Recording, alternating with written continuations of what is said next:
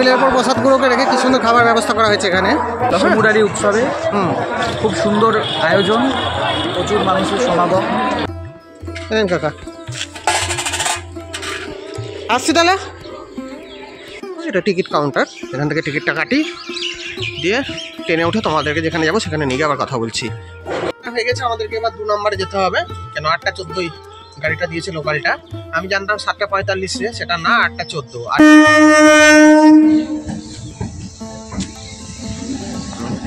আপ্রাণতা উছাল হবে যত, শৌর্য সাহস সহিষ্ণুতা উঠলে উঠবে তত। নমস্কার বন্ধুরা, বংপিএম থেকে আমি বাপের একটা নতুন ব্লগ নিয়ে তোমাদের সামনে চলে এলাম। আগের ভিডিওটাই তোমরা আমাকে অনেক ভালোবাসা দিয়েছো এবং তোমরা কমেন্টে লিখেছো এরকম টাইপের ভিডিও তোমরা আরও দেখতে চাইছো। তা তোমাদের কথাকে মান্যতা দিয়ে আমি আবার একটা নতুন ভিডিও আজকে তোমাদের সামনে উপস্থাপনা করছি। ভিডিওটা দেখো, ভালো লাগলে আমার চ্যানেলটাকে একটু লাইক শেয়ার সাবস্ক্রাইব করে এগিয়ে দিও।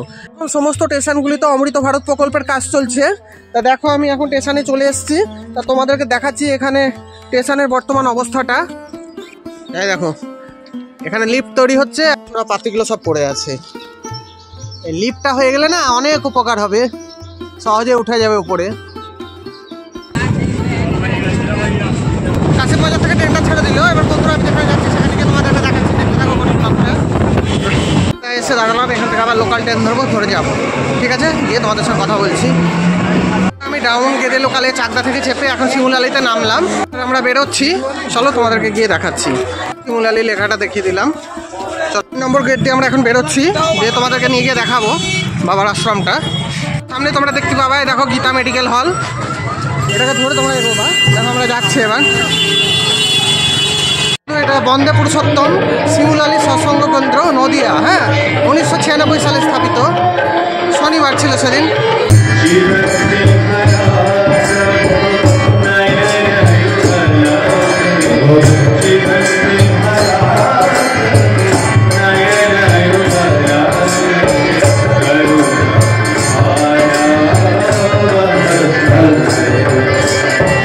সচিদানন্দময় অসৎ নিরোধ সত্তায় সচিদানন্দের পরিবেশক। যা তাই তাই ধর্ম, ধর্মমূর্ত হয় আদর্শে, আদর্শে দীক্ষাহানে অনুরাগ, অনুরাগানে বৃত্তি এবং নিয়ন্ত্রণ। সম্ভাবতা সবারই আছে, কিন্তু তা বৈশিষ্ট্য ও সত্তা সংহিতি মাফিক আর অনুকূল পরিবেশেই তার উদ্গতি হয়, শ্রী ঠাকুর বলছেন। এই দেখো,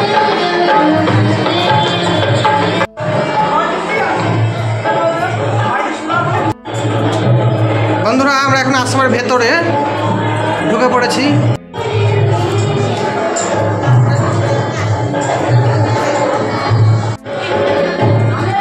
দেখো কত সুন্দর ফুলের সাজ দিয়ে সাজানো হয়েছে ঢোকার জায়গাটাকে।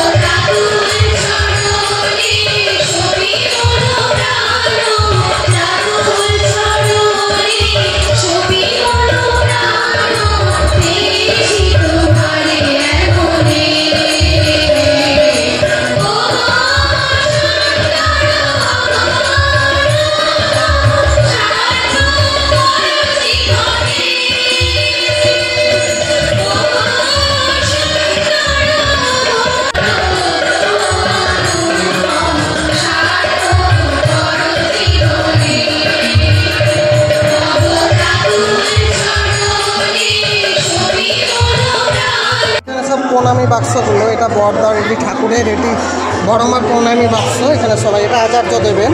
হ্যাঁ, সব প্রণামীগুলো দেওয়া হচ্ছে আর কি। সুন্দর সব দলে দলে ওপরে উঠে আসছে। এখানে জুতো খুলে রাখার ব্যবস্থা, এটা পাদুকা ঘর। হ্যাঁ,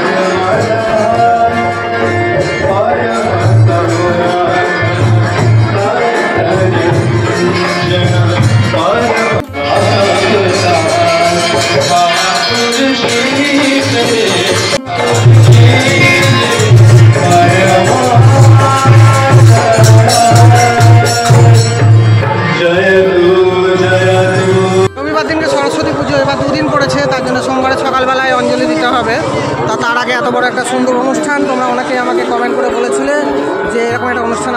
জন্য আমি অনুষ্ঠানটা তোমাদেরকে দেখালাম।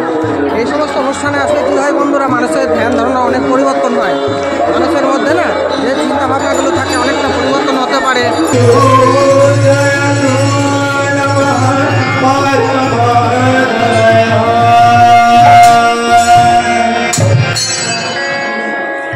অনুকূলচন্দ্রের 37তম জন্ম মহোৎসব, শিমুল আলী সৎসঙ্গ কেন্দ্রের 30তম বর্ষের উদ্বোধনী স্মরণোৎসব। দেখো আজকে 1 ফেব্রুয়ারি 18 মাঘ 1431 শনিবার মনস্কতা তরুণ সংঘ খেলার মাঠে শিমুল আলী নদী বন্দে পুরুষোত্তমের পোস্টারটা দেওয়া আছে।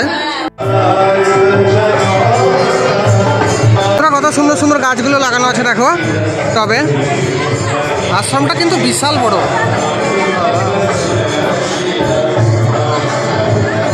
করেছে রাত্রিবেলায় জ্বলবে। পরম প্রেময় শ্রী শ্রী ঠাকুর 137তম জন্ম মহোৎসবে দেখো গেটটা দেখিয়ে দিলাম। এবার চলো যে ঠাকুরের মেন আশ্রমটা আছে অর্থাৎ কেন্দ্র মন্দিরটা, সেটা তোমাদেরকে দেখিয়ে দিয়েছি। এবার এখান থেকে নিয়ে যাচ্ছি যেখানে মেন অনুষ্ঠানটা আজকে হচ্ছে সেই মাঠটাতে, অর্থাৎ মনসাবতার নেতাজি তরুণ সংঘের মাঠ। এখানে আজকে শ্রী শ্রী ঠাকুরের অনুষ্ঠানগুলো সারাদিন ব্যাপী হবে। তো চলো তোমাদেরকে গিয়ে দেখাই।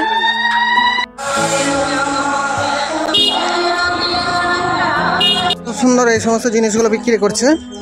এখানে একটা ছোটখাটো মেলাও বসেছে। এগুলো পলিথিনের গাছ? কত করে এগুলো দাদা? 30-60। 30-60 না? আপনাদের অনুষ্ঠান তো একদিনই হবে নাকি আজকে? আচ্ছা। লক্ষ লক্ষ সৎসঙ্গী এই ধ্বংসলীলার মাঝে ঠাকুরের দয়ায় অনেক আছে নিজের কাজে মন মুখ সব এক করে যে ঠাকুরের পথে চলে। তোমাদেরকে নিয়ে চলে এসেছি এখানে শ্রী শ্রী ঠাকুর বড়দা এবং শ্রী শ্রী মায়ের ছবিটা। নয় চিন্তা সৎ, পাথর পেছলো নরক পথ, শ্রী শ্রী ঠাকুর বলছে। সদাচারের রত নয়, পদে পদে তার ভয়। উৎসবর্গ এখানে জমা দিতে বলছে।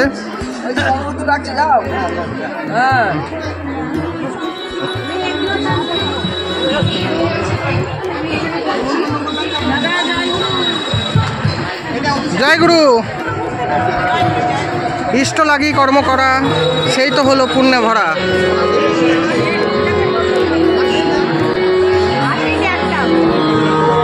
দেখো কত সুন্দর একটা অনুষ্ঠানে তোমাদেরকে নিয়ে এলাম।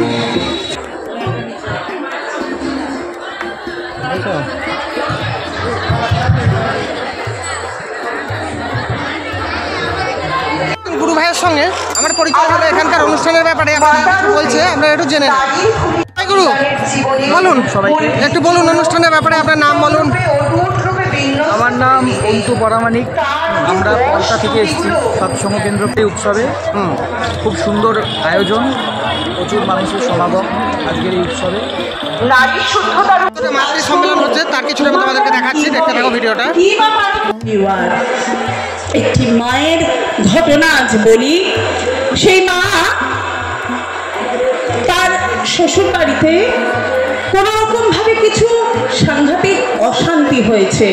বিয়ের পর তার একটা ছোট ছেলে আসে, তো সেই বাড়ি থেকে সে এতটা অত্যাচারিত হয়েছে, সে ভেবেছে আমি আর আমার এই জীবনটাই রাখবো না বলে সে কি করলো, ট্রেন আসছে, ট্রেনে যখন ট্রেন ঢুকছে সে লাইনে ঝাঁপ দিয়েছে। ঝাঁপ দেওয়ার পরে সে মারা যায়নি, হাত পাও কেটে যায়নি, কিন্তু কোমরে এমন একটা চোট পেয়েছে যে আস্তে আস্তে আস্তে আস্তে সে কি হচ্ছে, সোজা হয়ে আর দাঁড়াতে পারছে না। অসহ্য যন্ত্রণা। ছেলেটাকে নিয়ে কোথায় যাবে? মরতে গেল। মৃত্যু অত সহজ নয়, তাই মরতে গিয়েও কিন্তু সে মরতে পারলো না। সে কি করলো, আস্তে আস্তে চলতে হবে তাকে ছেলেটাকে নিয়ে, খাবার পয়সা নেই। ওই রকম অবস্থায়, ওই অত কষ্টের মধ্যে, মাটিকে দেখলে আপনাদের প্রচন্ড কষ্ট লাগবে, সেই অবস্থায় একটি রান্নার কাজ সে লোকের বাড়িতে শুরু করলো। শুধু দুটো ভাত ডাল যাতে খেতে পায় ছেলেটাকে নিয়ে, অন্তত খাবারটুকু তো পাবে। একটা জায়গায় ভাড়া থাকে, সেখানে সবাই মিলে সাহায্য করে বাড়ি ভাড়াটুকু দেয়, কিন্তু খাবে। এইরকম হতে হতে যখন সে আর পারছে না সহ্য করতে এই অসহ্য যন্ত্রণা, তখন সে কি করলো, ঠাকুরের কোনো গুরু ভাইয়ের সাথে তার দেখা। সে ঠাকুরের দীক্ষা নিয়েছিল। এই যে ডিপি ওয়ার্ক করা, লোকের বাড়িতে বাড়িতে গিয়ে করে দেওয়া। তুমি যে অন্ধকারে রয়েছ, অন্ধকার থেকে তোমাকে আলোর পথে নিয়ে আসা। সেই মাটিকে বলল, মা আপনি কি ইষ্টভীতি করেন? প্রথমে তাকে জিজ্ঞাসা করেছে, মা আমাদের আচার্যদেব পাঠিয়েছেন, আপনি কেমন আছেন? মাটি কেঁদে বলছে, আমি চলতে পারি না, ফিরতে পারি না, খুব একটা বয়স নয়, 40-এর মধ্যে বয়স। মধ্যে সদ্ভাব জাগ্রত হয়েছে কিনা এটা ঠিক পাকা বেদানার মতো বন্ধুরা। বেদানা ফল ফেটে গেলে যেমন নিজে থেকে বের হয়, মানুষের সদ্ভাবটা সেই রকমই তৈরি হয়ে গেলে নিজে থেকে বেরিয়ে যায়, কাউকে উজিয়ে বলার কোনো দরকার নেই। ঠাকুর বলছে চলতে পারি না, ফিরতে পারি না, প্রচন্ড কষ্ট আমার। তো বলছে আচার্যদেব তাই তো খবর নিতে পাঠিয়েছেন সবার বাড়ি বাড়ি কেমন আছেন জানার জন্য। মাটি বলছেন, খুব অসহ্য যন্ত্রণা করে আমার, আমি আর খেতেও পারি না, লোকের বাড়ির একটু রান্না করে খেতাম, সেই কাজটাও চলে গেছে, আর পারি না বলে খুব কষ্ট হয়। তো 2-3 দিন কামাই হয়ে যায়, কাজ চলে গেছে। বলো একবার মরতে গিয়েছি, মরতে পারলাম না, মরতে গিয়েই আমার অসুবিধা হয়ে গেল, আজ আমি কি করবো? বড় করবি যত, ততই বড় হবি তুই। বড় হবার পথ একটাই, একটা ছাড়া নয়কো দুই। ঠাকুরের মতে অন্যকে যত বড় করতে পারবো আমরা, যত ভালোবাসতে পারবো আমরা, কিন্তু নিজে থেকে মনের দিক দিয়ে ততটাই বড় মানুষ হয়ে পরিণত হব। এগুলো ছাড়া কিন্তু আমাদের বাস্তব জীবনে বড় হওয়া বা একে অপরের সাথ ছাড়া একদমই অসম্ভব। ঠাকুর একথাও বলছেন যে কাউকে যদি তোরা কথা দিস, সেই কথাটা অবশ্যই রাখার চেষ্টা করিস, আর যদি না রাখতে পারিস তাহলে কেন রাখতে পারলি না সেটা তাকে অবশ্য ভালোভাবে বিনয়ের সহিত বুঝিয়ে অন্য কোনো পথ থাকলে সেই পথে তাকে নিয়ে গিয়ে একটা ব্যবস্থা করে দেওয়া। এবং লাস্টে একটা কথা না বললেই নয় যে কাউকে কথা দেওয়ার আগে অবশ্যই ভেবে চিন্তে হিসাব নিকাশ করে ঠাকুর কিন্তু কথা দিতে বলছেন, না হলে কিন্তু ভাগ্যে চরম কষ্ট।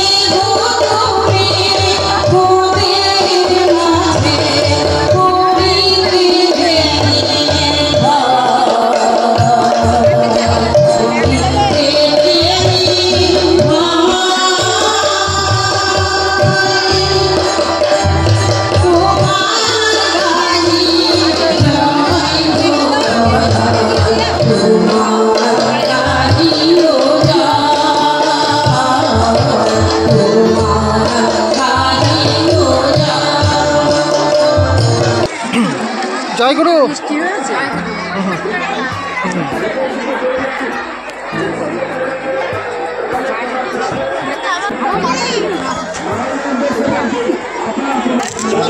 দেখো কত ভক্ত প্রসাদ সেবন করছে, চারিদিকে গিজগিজ করছে ভিড়, কয়েক হাজার ভক্ত হবে, হাজার কি কয়েক লাখ হবে বন্ধুরা, এত ভিড় দেখো। ঠাকুর বলছে অর্থ মান যশ ইত্যাদির আশায় আমাকে না ডেকে শুধুমাত্র ভক্তি সহকারে ডাকলেই আমি সাড়া দেব। আর তার সাথে আরও বলছে যে কর্মে মনের প্রসারণ আসে সেটা সুকর্ম, আর যাতে মানুষের মনে সংস্কার গোড়ামি ইত্যাদি তৈরি হয় সেটি হচ্ছে কুকর্ম। এরকম কুকর্ম থেকে আমাদের শতগুণে পিছিয়ে থাকার একমাত্র উপায়। দেখো গিজগিজ করছে ভক্তের ভিড়।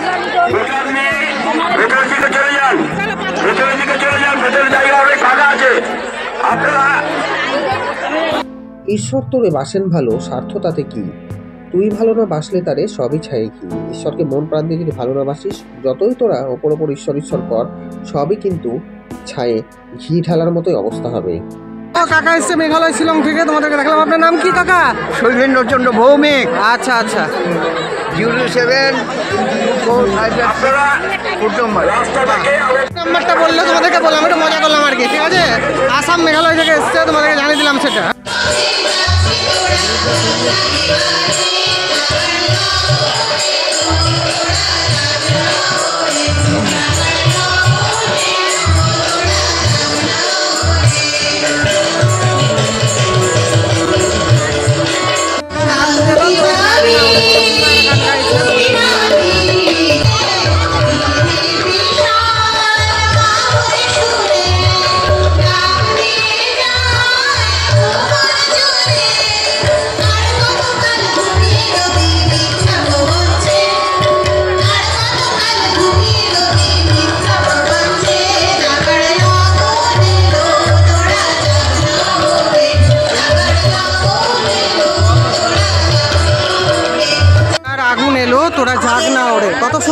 শোনালাম তোমাদেরকে। আজকে অসংখ্য ভক্তের সমন্বয়ে শিবলালের সৎসঙ্গের পরিচালনায় শ্রী শ্রী ঠাকুর অনুকূল চন্দ্রের 137তম জন্ম মহোৎসব এবং কেন্দ্র মন্দিরের 30তম বর্ষের শুভ পদার্পণকে কেন্দ্র করে বিশাল একটা অনুষ্ঠানের আয়োজন করা হয়েছে সারাদিন ব্যাপী। সেই অনুষ্ঠানটা দেখাবার উদ্দেশ্যে আমি বহরমপুর থেকে এখানে এসে উপস্থিত হয়েছি। তার অনুষ্ঠানগুলি তোমাদেরকে দেখাচ্ছি, তোমরা কমেন্ট করে জানিও কেমন লাগলো। কিছুদিন আগে বহরমপুরে ওয়াইএমএন মাঠে সৎসঙ্গের পরিচালনায় একটা বড়সড় অনুষ্ঠান হয়েছে, সেটাও তোমাদেরকে দেখিয়েছি। আজকেও তোমাদেরকে দেখাতে নিয়ে চলে এসেছি। ঠিক আছে, তাহলে দেখো।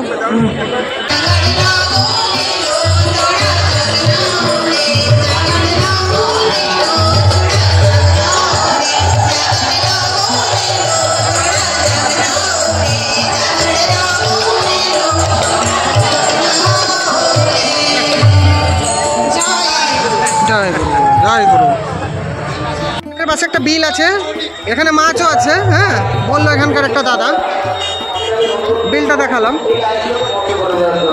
এটা একটা চক্র না, এই যে চক্র তো না, কত চক্রটার দাম? 20 টাকা না? দেখো একটা চক্র, আবার এই দেখো চক্র 20 টাকা। যে ক্লাবটা নেতাজি তরুণ সংঘ, এই দেখো নদিয়ার 1953 সালে স্থাপিত, এই ক্লাবটা আমি খুঁজছিলাম। এই যে এরই মাঠে হচ্ছে। মূর্তিটাকেও তোমাদেরকে দেখিয়ে দিলাম বন্ধুরা, নেতাজি তরুণ সংঘ ক্লাবের মাঠটাতে অনুষ্ঠানটা। নেতাজির মূর্তিটাকেও তোমাদেরকে দেখালাম, ক্লাবটাকেও তোমাদেরকে দেখেছি। এই মাঠটাতেই প্রতি বছর বাবার অনুষ্ঠান হয়, এবছর 30 বছরে পদার্পণ করলো। তা কয়েক হাজার ভক্ত নিয়ে হচ্ছে এই অনুষ্ঠানটা। আসাম ত্রিপুরা থেকে কাকা এসছে, তোমাদেরকে তো বললাম। কাকা বললেন তার নাম এবং কোড নাম্বারটা, ঠিক আছে, দেখতে থাকো।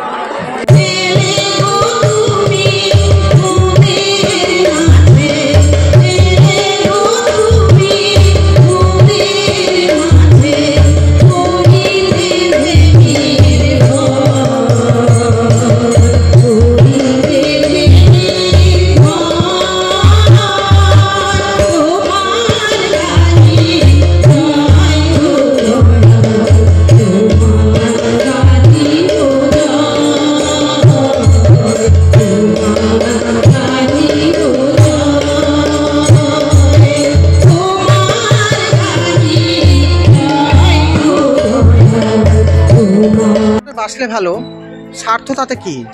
তুই না তারে বাসলে ভালো, সবই ছায়ে ঘি। অর্থাৎ আমরা যদি ঈশ্বরকে মনে করে ভালো না বাসি, অর্থাৎ আমাদের মনের মধ্যে কামনা বাসনা ইত্যাদি নিয়ে যদি আমরা ঠাকুরের সামনে যাই, তাহলে কিন্তু ঠাকুর কোনোভাবেই আমাদের ডাকে সাড়া দেন না।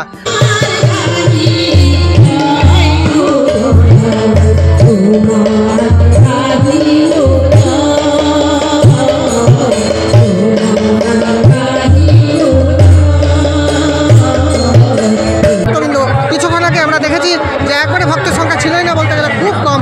এখন দেখো আস্তে আস্তে যত বেলা যাচ্ছে তত ভক্তবৃন্দরা এসে জড়ো হচ্ছে বাবার প্রসাদ খাবার উদ্দেশ্যে। যাদের মনের মধ্যে ইষ্টভাব জন্মায়, পরমাত্মার সঙ্গে ইষ্টভাবের একটা ওতপ্রোত সম্পর্ক আছে। এটা আমরা যে অমৃত অমৃত করি, তারই চাবিকাঠি কিন্তু ইষ্টভাব। ইষ্টভাব যদি একটা লাভ হয়ে যায়, তাহলে ঠিক এটা সিন্ধুকে থাকা যে সমস্ত অলঙ্কার বা যে সমস্ত দামি দামি দ্রব্যগুলো আছে, সেগুলো কোনো কাজেই লাগে না বন্ধুরা। সবসময় মনের মধ্যে ভগবানের একটা ইচ্ছা, ভগবানকে পাবার একটা ইচ্ছা আমরা লাভ করে থাকি। তাই তো সনাতনীরা সবসময় বলেন যে তারা রাধাকৃষ্ণের সেবায় নিজেকে নিয়োজিত করতে চায় এবং বৃন্দাবনে গিয়ে বাকি জীবনটা কাটাতে চায়। তাই আমি আজকে বহরমপুর শহর থেকে বাবা অনুকূল চন্দ্রের 137তম জন্ম মহোৎসবটা শিমুলা সৎসঙ্গের পরিচালনায়, সেটি তোমাদেরকে দেখাবার উদ্দেশ্যে আজ এখানে এসে উপস্থিত হয়েছি। তোমরা আমাকে অনেক করে কমেন্টে বলেছো যে দাদা এরকম টাইপের ভিডিওগুলো আমরা আরও বেশি বেশি করে দেখতে চাই। তাই সেই সমস্ত দিদিভাই দাদাভাইদের উদ্দেশ্যে আমার বিনম্র নিবেদন, তোমরা আমার গোটা ভিডিওটা দেখে অবশ্যই কমেন্ট করে জানিও যে ভিডিওটা দেখে তোমাদের কেমন লাগলো। আর ভালো লাগলে আমার চ্যানেলটাকে একটু লাইক শেয়ার সাবস্ক্রাইব করে দিও। দেখো এটা জল নেওয়ার জায়গা, এখান থেকে পানীয় জলের ব্যবস্থা করা হয়েছে। ওইখানটায় হাত ধোয়া জায়গা করেছে চাকদা পৌরসভা থেকে। এর আগে আমি বহরমপুরের ভিডিওতে দেখিয়েছি, ওখানকার পৌরসভারাও খুব সুন্দর করে এরকম ব্যবস্থা করেছিল। আজকে দেখো চাকদা পৌরসভা থেকে কত সুন্দর ব্যবস্থা করা হয়েছে। ভক্তবৃন্দরা দলে দলে এসে প্রসাদ খাচ্ছে, হাত ধুয়ে কত নির্বিঘ্নভাবে নিয়ম শৃঙ্খলার সাথে তারা এই প্রসাদের খাবার প্রাঙ্গণে এসে দাঁড়িয়েছে। কত সুন্দর লাগছে পরিবেশটা, তোমাদেরকে ঘুরে ঘুরে দেখাচ্ছি। তোমরা পারলে এবছর পারলে না, সামনেবার অবশ্যই এসো। আমি বহরমপুর থেকে আজকে চলে এসেছি, কেননা তোমরা অনেকেই কমেন্ট করে জানিয়েছিলে যে এরকম টাইপের ভিডিও তোমরা দেখতে চাইছো, তার জন্য কিন্তু আমি এসেছি। দেখো এখানে নোংরা ফেলার গাড়িটা কত সুন্দর ব্যবস্থা করেছে পৌরসভা থেকে। যথারীতি ভক্তবৃন্দরা প্রসাদ খেয়ে এতটুকু নোংরা না করে এখানে ফেলে দিচ্ছে। দেখো প্রসাদ কিন্তু একটুও বাঁচায়নি, ওটাটা যতটা পেরেছে ততটাই খেয়েছে। তা তোমাদেরকে ঘুরে ঘুরে ঘুরে ঘুরে আমি দেখালাম অনুষ্ঠানগুলো। বিক্রি হচ্ছে 5 টাকা। খাওয়ার পরে একটা খেতেই পারো তোমরা। এই যে দাদা আমলকি বিক্রি করছে, হজমি না দাদা এটা? আচ্ছা আচ্ছা আচ্ছা।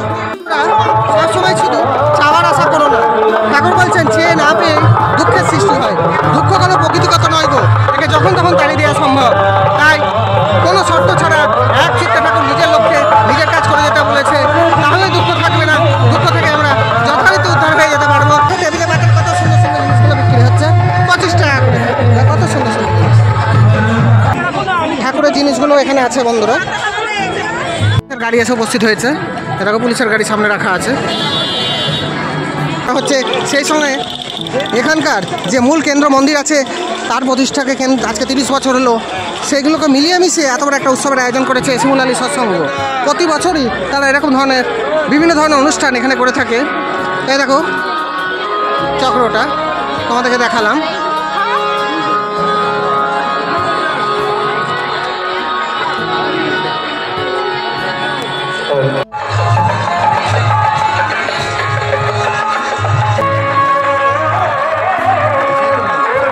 রবিবার দিনকে সরস্বতী পুজো, এবার 2 দিন পড়েছে, তার জন্য সোমবারে সকালবেলায় অঞ্জলি দিতে হবে।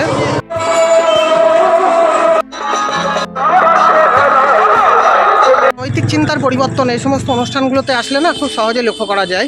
অনেক মানুষই এসছে আজকে বিভিন্ন জায়গা থেকে এই অনুষ্ঠানটায় যোগদান করতে। এর আগেও আমি দেখেছিলাম বন্দে পুরুষোত্তম, যেটা বহরমপুর শহরে হয়ে গেছিলো, সেখানেও প্রচুর লোক ছিল। আজকে এখানে তো কথাই নেই। তাই এই অনুষ্ঠানটা যেহেতু 30 বছরে পা রাখলো, খুব বড়সড় করে প্রতি বছর হয় এই অনুষ্ঠানটা। তা এইসব অনুষ্ঠানগুলি দেখলে মানুষের যে চিন্তাধারা পরিবর্তন, সেটা আমি এদের মতগুলো, বিভিন্ন বাবার বাণীগুলো শুনে কিন্তু বুঝতে পেরেছি। আচার্যদেব শোভাবাজার, কলকাতার শোভাবাজার বাড়িতে এসছে। আমি দাঁড়ানো সেই মাটিকে দেখছি, মানে চুলগুলো একদম ছোট ছোট ছোট ছোট করে ন্যাড়া কাঠের মতন কেটে দেওয়া। আমি ওকে চিনি। আমি বললাম, একি গো, তোমার এইরকম রূপ হয়ে গেছে, কি হয়েছে? বলছে, বিজয়া মা, আমি আর চলতে পারি না। দেখলাম একটা বাঁশের মধ্যে বাঁশটাকে ঘুরিয়ে ঘুরিয়ে চলে আসছে, কিছু কেনার ক্ষমতা নেই লাঠি। সেই বাঁশটা নিয়ে 4 তলার উপরে আচার্যদেবের কাছে এসছে। আর সেই না আচার্যদেবের কাছে এসছেন, ভিড়ের মধ্যে থেকে আচার্যদেব বলেন, এই তোমার কি হয়েছে? বলছে, দাদা, আমি মরতে চেয়েছিলাম কিন্তু মরতে পারিনি। শ্বশুর বাড়িতে অনেক লাঞ্ছনা সহ্য করতে না পেরে মৃত্যুকে বরণ করতে চেয়েছিলাম, কিন্তু তা হয়নি। আজ আমার খুব কষ্ট। আমি কি করবো দাদা? আমি যে পারি না দাঁড়াতে, খাওয়ার কিছু জোটে না, কি করে কর্ম করবো? আচার্যদেব সাথে সাথে সেখানে আর্যিকরের ডাক্তার বিধানদা দাঁড়িয়েছিলেন। বললেন, এই মাটিকে সমস্ত যেরকম দরকার সেই চিকিৎসাটি করাবে এবং সমস্ত যা কিছুর দরকার আমাকে বলবে। সেই মাটি আচার্যদেবের কথা মতন সেই দাদা তার চিকিৎসা করবে। তার একটা অপারেশন করতে হলো, একটা পয়সা লাগলো না, সব আচার্যদেব করিয়ে দিলেন। সমস্ত কিছু করানোর পরে তার একটা ছেলে ছিল। আচার্যদেব বললেন, ছেলেটিকে ঠাকুরের কাজে দিয়ে দাও। বলে 68 মন্দিরে সেই ছেলেটিকে নিয়ে নেওয়া হলো। আর যখন সেই মাটিকে আমি কিছুদিন আগে দেওঘরে দেখলাম, এই শতবার্ষিকে আমার থেকে চলে হেঁটে হেঁটে চলে যাচ্ছে। আমি বললাম, কি গো? বলছে, দেখেছো বিজয়া মা, আচার্যদেবের কাছে বলেছিলাম আমার সমস্ত চিকিৎসার ভার সব কিছু তিনি করিয়ে দিলেন। আজ আমি দৌড়তে পারি যে মানুষটা বিছানায় পড়ে গিয়েছিল। তাই আমরা ভাবি যে আমাদের কি হবে? ঠাকুরের সেই বাণী, ভাবছো বসে চলবে কিসে? ভাববার তুমি কে? ভাববার যিনি ভাবছেন তিনি, তুমি ভাবো তাকে। সেই মাটি যখন মৃত্যুকে বরণ করতে চেয়েছিল, সে কিন্তু সন্তানের কথা ভাবেনি যে আমি মরে গেলে আমার সন্তানটাকে কে দেখবে। তাই ঠাকুরকে ধরা ছিল বলে ঠাকুর তাকে ফিরিয়ে দিলেন তার প্রাণ। তাকে তিনি বাঁচিয়ে রাখলেন কিসের জন্য? তুমি ঠাকুরের কাজ করো। তুমি পৃথিবীতে এসছো তার কথা দুয়ারে দুয়ারে বলবে, প্রত্যেকটা মানুষের কাছে গিয়ে তার কথা বলবে, তার দয়ার কথা বলবে। তাই যে মানুষ মরতে চায় সে মরতে পারবে না। কিছুদিন আগে আচার্যদেবের কাছে একটি মা গেছিলেন, 1 মাস আগে। মাটি গিয়ে বলছেন, আমি মরবো, আমার ভালো লাগে না, আমার সুইসাইড করতে ইচ্ছে করে। আচার্যদেব তাকে কিছুটা হাসানোর জন্য বললেন, কি করতে ইচ্ছে করে? বলে, গলায় দড়ি দিতে ইচ্ছে করে। আচার্যদেব বললেন, বাহ, আমার এখানে অনেক ঠাই টানানো আছে, তোমার যখন মনে হবে তুমি এখানে এসে ঝুলে যাবে। দেখুন তাকে কি সুন্দর করে হাসিয়ে দিলে।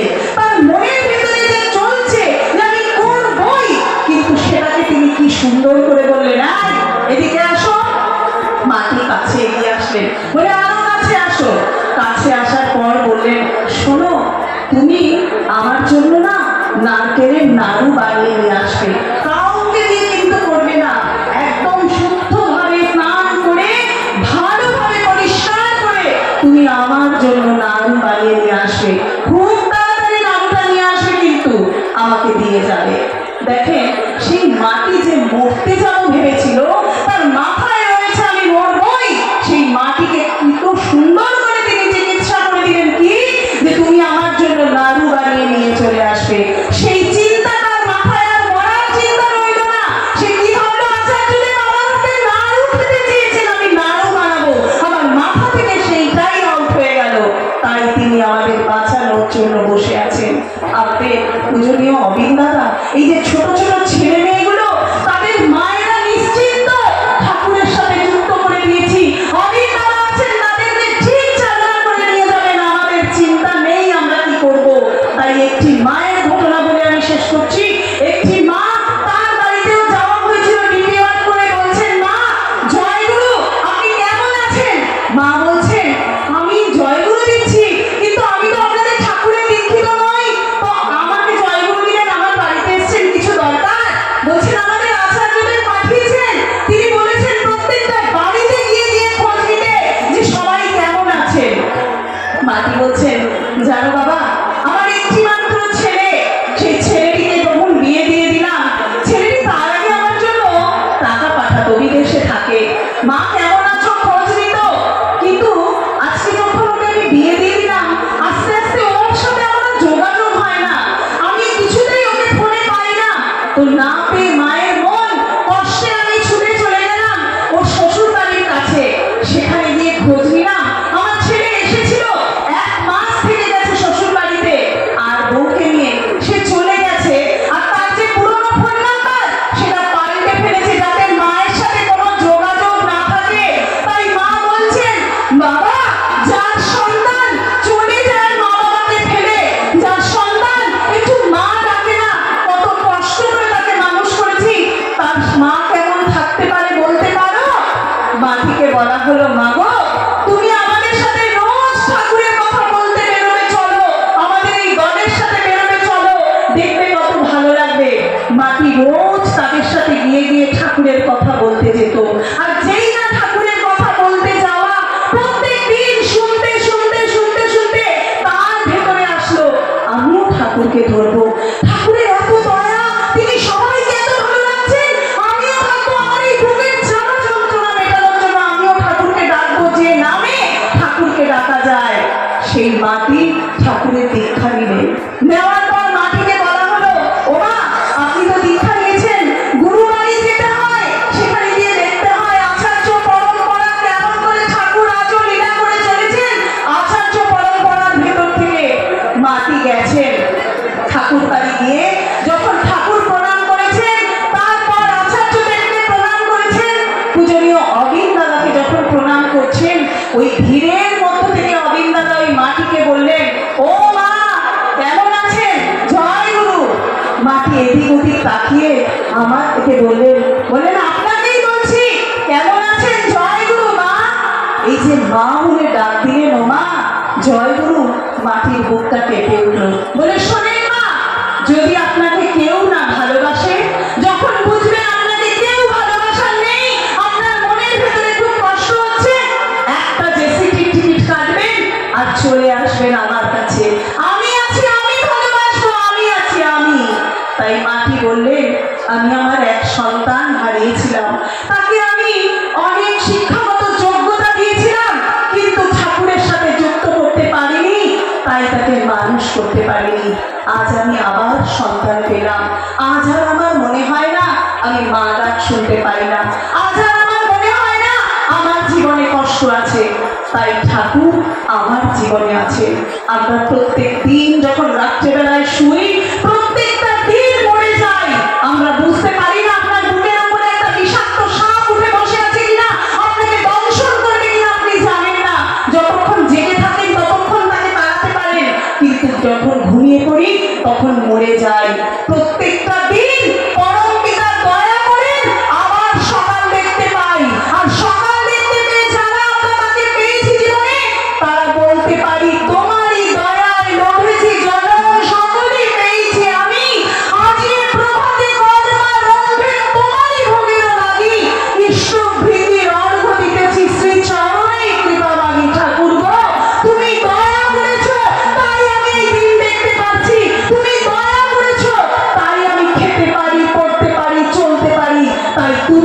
করেছো এই হাত দুটো দিয়ে সবার কর্ম করার আগে তোমার কর্ম করতে পারি, তোমার ভক্তি নিবেদন করতে পারি। ঠাকুর, তুমি আমাকে জীবনে যাকে যাকে দিয়েছো তাকে যেন আমি তোমার সাথে যুক্ত করতে পারি, তবেই আমি লক্ষ্মী। সমস্ত দিকে যার লক্ষ্য সেই তো হয় লক্ষ্মী।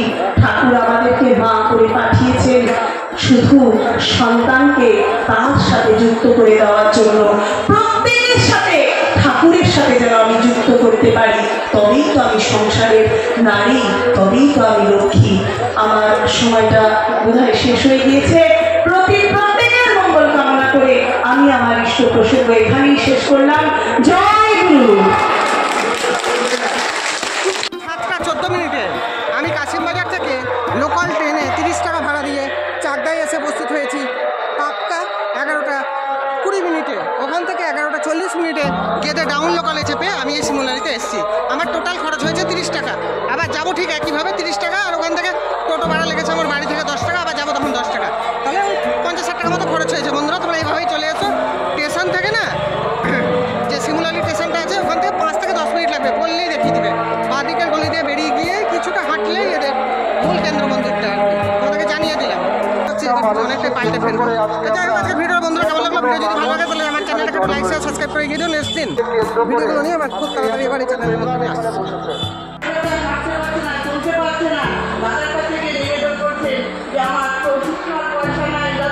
আমি কি করে চলবো, আমার পায়ে ব্যথা, হাঁটতে পারি না। দাদা সঙ্গে সঙ্গে বললেন, মা আপনি ভিডিও করেন। বলছে আমি ভিডিও কি সেটাই তো জানি না। বলে আপনি ঠাকুরের দীক্ষিত তো? বলছে হ্যাঁ। বলে আপনি পাশের বাড়ি প্রত্যেক দিন যাবেন, এক একটা বাড়িতে গিয়ে শুধু জল গরু দেবেন এবং বলবেন ভালো আছেন তো মা। এই কথাটা বলে নাকি 1 মাস, দেখবেন আপনি সুস্থ হয়ে যাবেন। সত্যি সেই মাটি যে 1 মাস ধরে প্রত্যেকে পাড়ায় গিয়ে মা জয়গুরু ভালো আছেন তো, আমাদের ঠাকুর না খুব ভালো, এইভাবে কথা বলতে বলতে সেই মাটি সুস্থ হয়ে গেল। এবং সে ঠাকুর বাড়িকে আচার্যদেরকে বললে, আচার্যদের দাদা আমি না অনেক সুস্থ হয়েছি। এই হচ্ছে দ্বিতীয়, সব মানুষদের সুস্থ করা এবং সবাইকে ভালো করা। তাই আমরা আজকে ঠাকুরকে ধরেছি, ঠাকুরের বিধি বিধানগুলো মেনে চলবো। বজ্রে আমার তোমার বাদ্রবাসী, সেই সুরে বজ্রে তোমার বাদ্রবাসী, সে কি তোমার গান, সেই সুরেতে বাদ্রবাসী, সেই সুরেতে জানবো আমি দাও মোড়ের সেই গান। তা আমাদের বজ্রে বাঁশি বেজেছে, আমরা যেন ঠাকুরের সেই সুরেতে আমাদের গান জেগে ওঠে এবং সম্পূর্ণ ভালো হয়ে উঠতে পারি, আমরা সবাইকে নিয়ে ভালোভাবে চলতে পারি। জয় গুরু, সবাই মঙ্গল থাকবেন এবং সবাই ভালো থাকবেন। এই বলে আমাদের আমি শেষ করলাম। আমাদের মাতৃ সম্মেলন এখানেই সমাপ্তি। 3 বার শঙ্খধ্বনি, 3 বার উলুধ্বনি দিয়ে।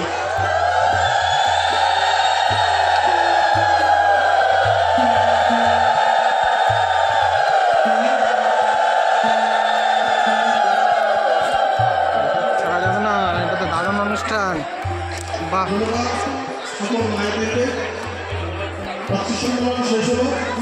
এখন বিশেষ আলাপনী সভা।